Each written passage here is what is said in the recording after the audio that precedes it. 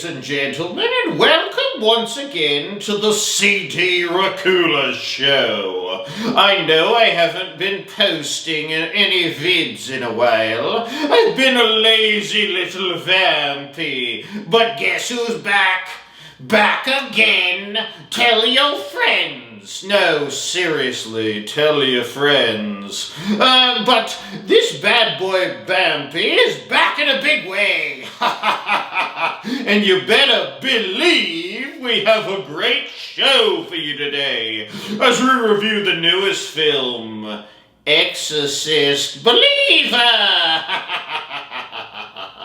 Now, if you've been following the CD Racoola show, then you should know that on my old scarometer, I have the original Exorcist at the tippy-toppy of my scare chart as my all-time scariest movie. So to say I'm a fan of The Exorcist is beyond question. Okay, so now that that's out of the way, we have established that I'm a fan of the franchise, okay? I feel much better about what I have to say about this newest Exorcist movie. I was so darn excited for this film, and I really wanted it to be on par with the original. And it had so much darn potential, didn't it? But potential doesn't mean much when it comes to film, especially horror movies, if they aren't that scary. I just didn't like it, and I wanted to so badly. I really did.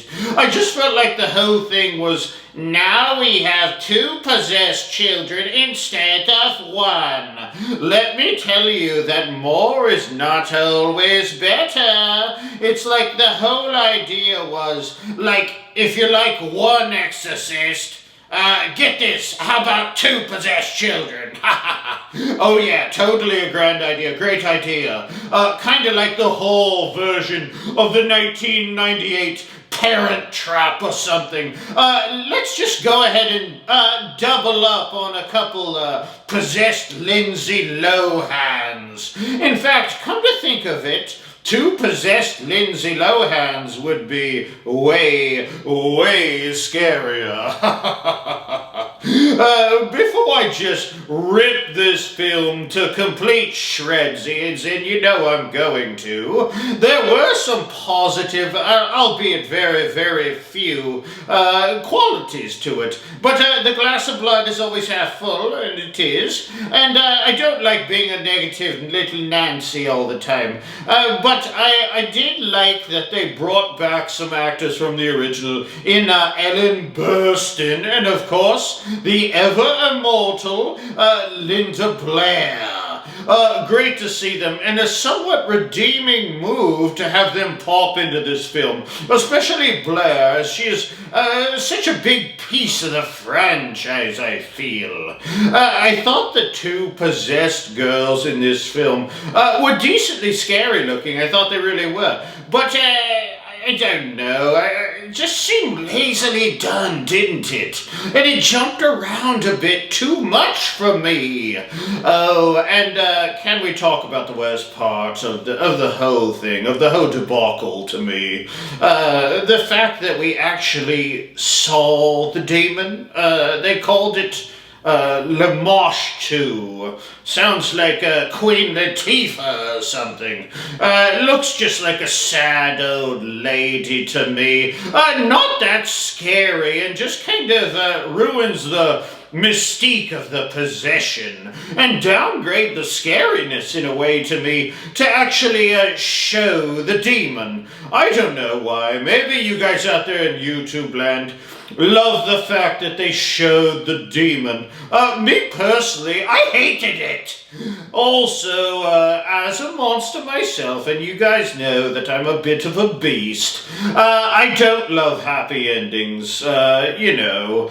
But they took the one girl, they stole her, the demon got her or whatever, and it was just like, yeah, she's gone now. Yep, she gone. Let's move on with the show.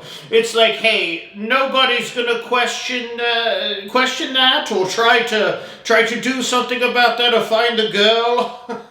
Just weird and lazy ending, I thought. Just kind of strange. Anywho, I had to give this film low marks on the old scorometer, which is weird to do because I hold the original Exorcist in the highest regard. I didn't give it completely pitiful marks because of the casting of Burstyn and Blair. That was a redeeming quality in my eyes, as I said before.